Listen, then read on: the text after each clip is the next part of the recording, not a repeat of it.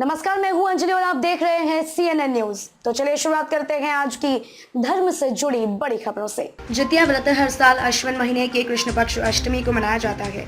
इसे पुत्र की लंबी आयु के लिए किया जाता है। कई विवाहित महिलाएं इसे पुत्र प्राप्ति के लिए भी करती हैं। जितिया व्रत के बारे में आस्था है कि इसे करने से भगवान ज्योतिवाहन पुत्र पर आने वाली सभी समस्याओं से उसकी रक्षा करते हैं। इस व्रत को विवाहित महिलाएं करती हैं। मान्यता है कि इसे करने से पुत्र प्राप्ति भी होती है। जितिया व्रत की कथा। नर्मदा नदी के पास कंचनवटी नाम का नगर था।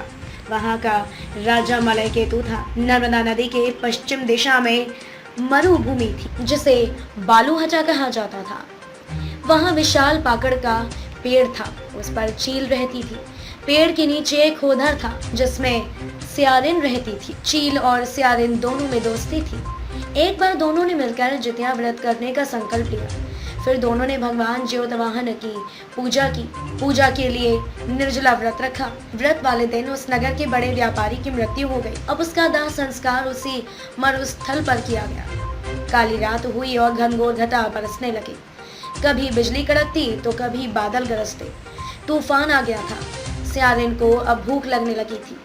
मुर्दा देखकर वह खुद को रोक न सकी और उसका व्रत टूट गया।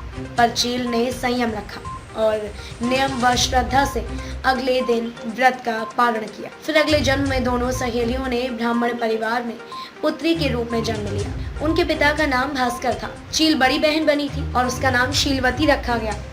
शीलवती की शादी बुद्धिसेन के साथ हुई। सियारिन छोटी बहन के रूप में जन्मी और उसका नाम कुपरावती रखा गया। उसकी शादी उस नगर के राजा मलय केतु से हुई। अब कुपरावती कंचनवटी नगर की रानी बन गई। भगवान ज्योतिवाहन के आशीर्वाद से शीलवती के 7 बेटे हुए, पर कुपरावती के सियारिन छोटी बहन के रूप में जन्मी और उसका नाम कपूरावती रखा गया। उसकी शादी उस नगर के राजा मलय केतु से हुई। अब कपूरावती कंचनवटी नगर की रानी बन गई। भगवान ज्योतिवाहन के आशीर्वाद से शीलवती के 7 बेटे हुए, पर कपूरावती के सभी बच्चे जन्म लेते ही मर जाते थे। कुछ समय बाद शीलवती के 7 पुत्र बड़े हो गए। वे सभी राजा के दरबार में काम करने लगे। कपूरावती के मन में उन्हें देख ईर्ष्या भावना आ गई। उसने राजा से कहकर सभी बेटों के सर काट दिए। उन्हें 7 नए बर्तन मंगवाकर उसमें रख दिया और लाल कपड़े से ढककर शीलवती के पास भिजवा दिया।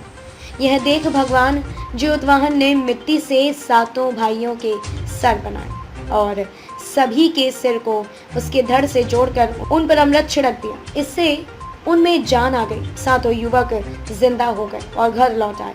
जो कटे सर रानी ने भेजे थे वह फल बन गए। दूसरी ओर रानी कपूरावती बुद्धिसेन के घर से सूचना पाने को व्याकुल थी। जब काफी देर तक सूचना नहीं आई तो कपूरावती स्वयं बड़ी बहन के घर गई। वहाँ सबको जिंदा देखकर सन्न रह गई। जब उसे होश आया तो बहन को उसने सारी बात बताई। अब उसे अपनी गलती का पछतावा हो गया था।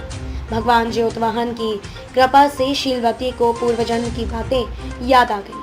वह कपूरावती को लेकर उसी पाकड़ के पेड़ के पास गई और उसे सारी बातें बताई। कपूरावती बेहोश हो गई और मर गई। जब राजा को इसकी खबर मिली तो उन्होंने उसी जगह पर जाकर पाकड़ के पेड़ के नीचे कपूरावती का दाह संस्कार कर दिया। खबरों में अब तक के लिए बस इतना ही। ऐसी ही धर्म से जुड़ी खबरों को देखने के लिए बने रहिए हमारे साथ और देखते रहिए CNN न्यूज।